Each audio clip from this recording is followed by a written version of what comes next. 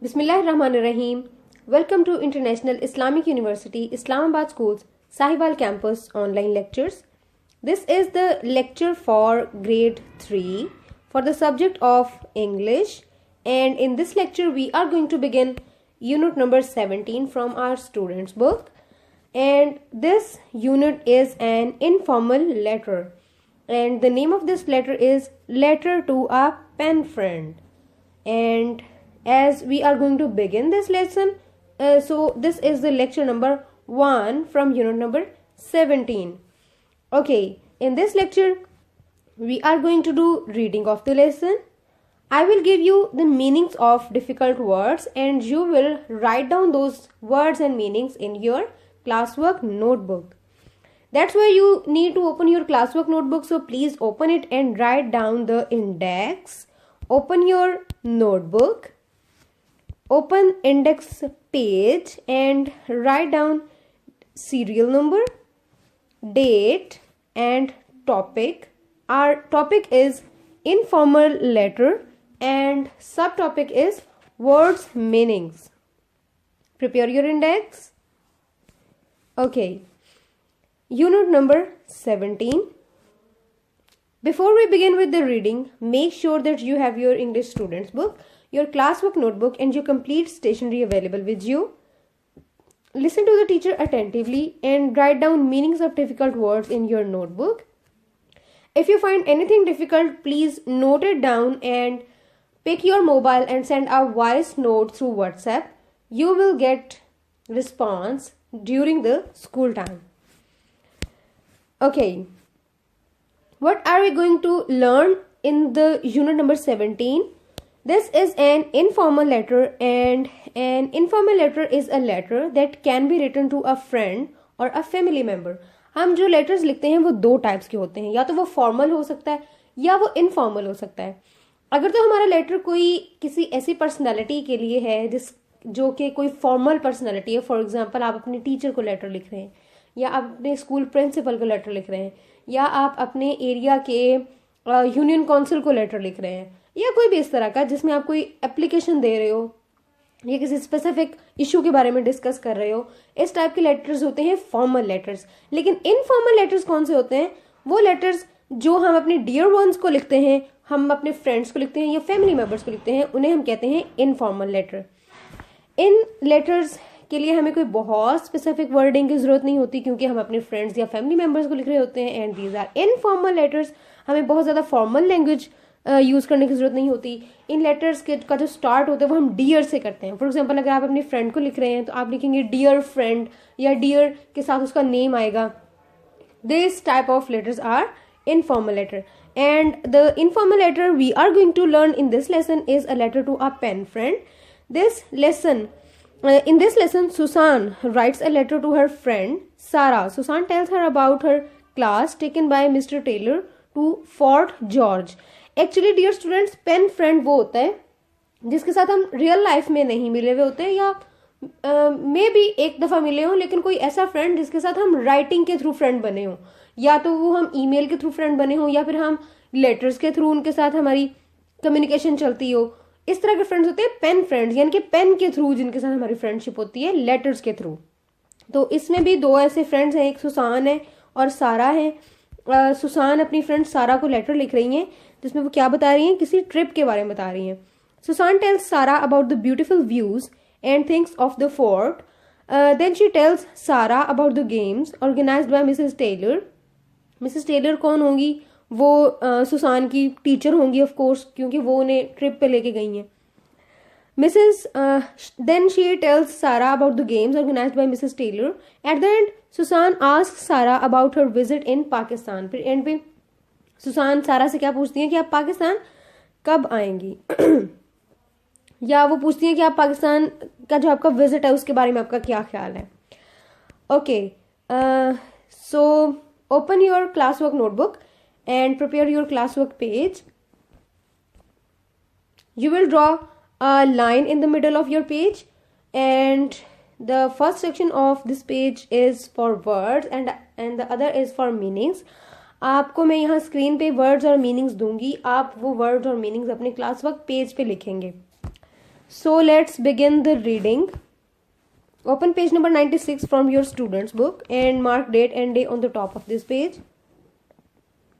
मैं रीडिंग करूंगी, आप लोग मेरे साथ साथ रीडिंग करेंगे और जहां से मैं रीड कर रही होंगी आप अपनी फिंगर को वहां मूव करोगे और मेरे साथ साथ रीड करोगे.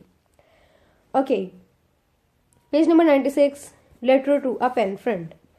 10 Cassia Street, Port of Spain, Trinidad, 20th March 2010. Dear students, जब भी हम कोई लेटर लिखते हैं तो इसका एक स्पेसिफिक फॉर्मेट होता है. लेटर को जब हम स्टार्ट करते हैं तो वहां पे एड्रेस होता है उसका जिसको हम लेटर लिख रहे होते हैं, ताकि लेटर एग्जैक्ट उसी शख्स को पहुंचे जिसको हम लेटर लिख रहे हैं. तो यहाँ पे सबसे पहले आया एड्रेस 10 कैशिया स्ट्रीट. सबसे पहले हम एग्जैक्ट वो पॉइंट लिखते हैं जहाँ पे हमारा लेटर ने जाना है. फिर हम ये बताते हैं कि ये स्ट्रीट कहाँ पे है, पोर्ट ऑफ स्पेन, और फिर हम बताते हैं किसी भी जिस स्टेट में या जिस कंट्री में या जिस सिटी में वो जगह होती है. एंड पे हम वो लिखते हैं. यहाँ पे क्या है, ट्रिनिडैड, और at the end full stop. हमारा जो लेटर हमारा जो एड्रेस होता है उसके सारे सेक्शंस के दरमियान में हम उसके पार्ट्स के दरमियान में हम कॉमास ऐड करते हैं, और जब हमारा एड्रेस एंड हो जाता है तो इन द एंड हम क्या ऐड कर देते हैं, full stop. After that date 20th March 2010. Then greetings, and here in this letter greetings are: Dear Sarah, thank you for your letter. I really enjoyed hearing about your new life in Pakistan. It sounds very exciting. Okay. Enjoyed means delight in, enjoyment, happiness. Hearing means to listen about something. Excited means eagerness, or you can say extremely happiness, amazingness. We all miss you very much at school. Last week, Mrs. Taylor took our class to Fort George. It was a long way up to the top. People sometimes call the journey up there traveling to heaven. Okay. इसका क्या मतलब है? Susan उन्हें बता रही है कि जहाँ पे हमारा ट्रिप गया वो बहुत टॉप पे कोई प्लेस थी, जैसे माउंटेन होता है ना, इस तरह का कोई टॉप प्लेस थी जहाँ पे ये लोग ट्रिप पे गए. वो बता रही है कि समटाइम्स लोग इस तरह की जर्नी को क्या कहते हैं, ट्रेवलिंग टू हेवन, कि जैसे हम स्काई की तरफ को ट्रेवल कर रहे हैं. ट्रेवलिंग टू हेवन मीन्स कि ऐसा फील होता है कि हम ऊपर ऊपर ऊपर जा रहे हैं स्काई की तरफ. Okay, please pause the video and write down all the words and their meanings in your notebook. Okay, back to the reading. I am glad that we were in a bus and didn't have to walk. I am glad. Glad means happy. I am very happy that हमें बहुत ज़्यादा walk नहीं करना पड़ी बल्कि हम बस के थ्रू गए हैं. When we got to the top, there was a cool, fresh breeze. Cool means relaxed, or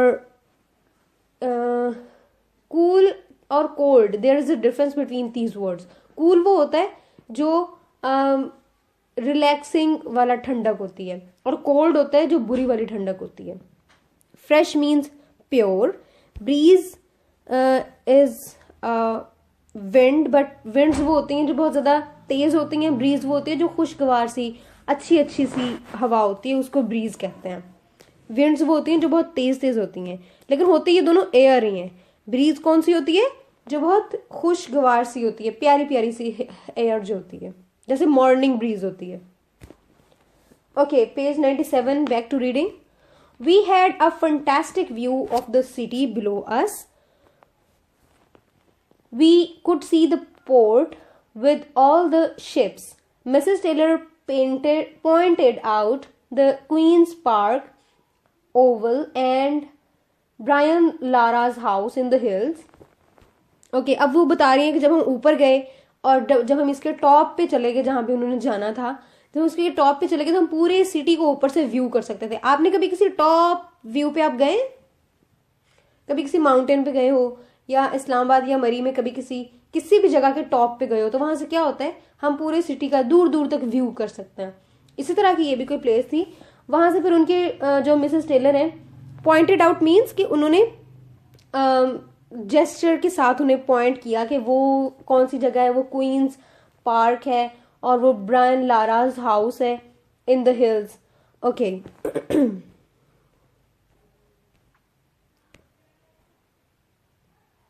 Pointed means referred or to gesture something. The fort was built in 1804 by the British to protect the island, but it has never been attacked. We could still see a few cannons and some cannon balls. Cannons क्या होती हैं?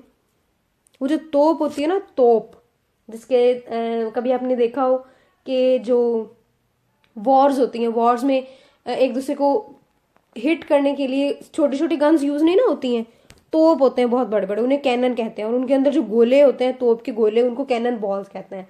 तो ये जो fort था वो British किसी king ने बनाया था 1804 में. किस लिए बनाया था? उस आइलैंड को प्रोटेक्ट करने के लिए बनाया था. बट उस पर कभी अटैक हुआ ही नहीं. और वहां पे क्या क्या था? वहां पे कैनन से और बहुत सारे कैनन बॉल्स भी थे. वो तभी उसी किंग ने जब ये वाला फोर्ट बनाया होगा, तभी उसने वहां पे, क्योंकि उसे प्रोटेक्ट करने के लिए बनाया, तो वहां पे उन्होंने इस तरह के जो असलाह वगैरह होता है वो भी वहां पे रखा था. वो अभी तक वहीं पे था, कैनन्स और cannon balls. Our guide took us to see the dungeons, but there was not much to see there. Just a few bars over the windows. The signal station was more interesting. It was built more than 100 years ago and was used to send signals to the sailing ships. Okay, dear students, please pause the video and write down all these words and meanings. Okay.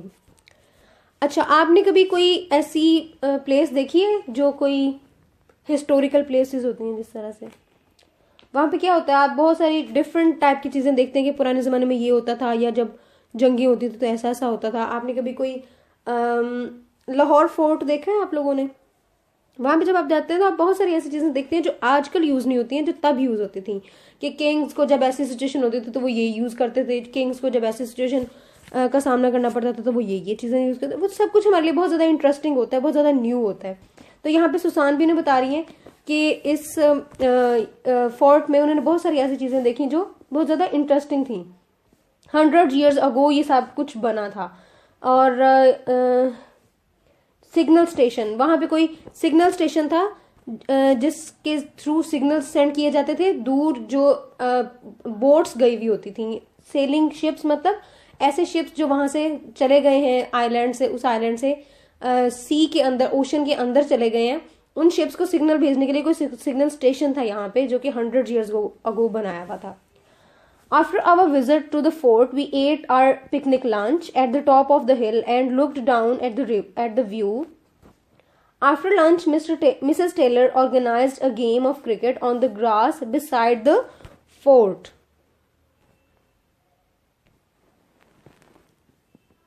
Some people thought this was the best part of the day. Okay, students, जब आप लोग किसी भी trip पे जाते हो, आपको सबसे अच्छा क्या लगता है?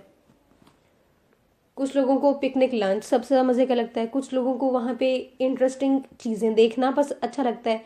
कुछ लोगों को जस्ट हाइकिंग पसंद है. कुछ लोगों को जस्ट आउटिंग के लिए जाना ही पसंद है. कुछ लोगों को गेम्स खेलना पसंद है. तो यहाँ पे सुसान ये बता रही है कि जब हम वहाँ गए और जो लंच टाइम के बाद हमने गेम्स खेली, हमारी मिसेस टेलर ने जो गेम्स ऑर्गेनाइज की, कौन सी गेम थी?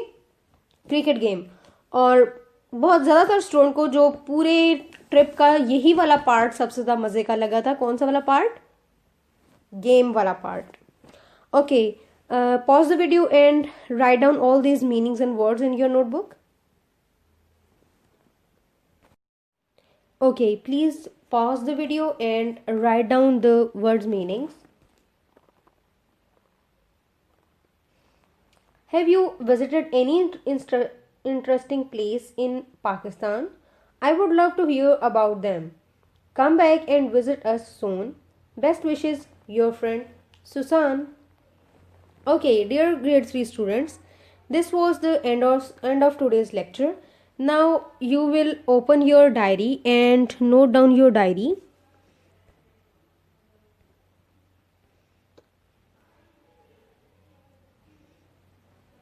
Write down date, subject and note down your diary. And your diary is to read the whole lesson with proper pronunciation and learn word meanings. Dear students, please get your homework done by the next lesson. Good luck. This is the end of today's lecture. Allah Hafiz.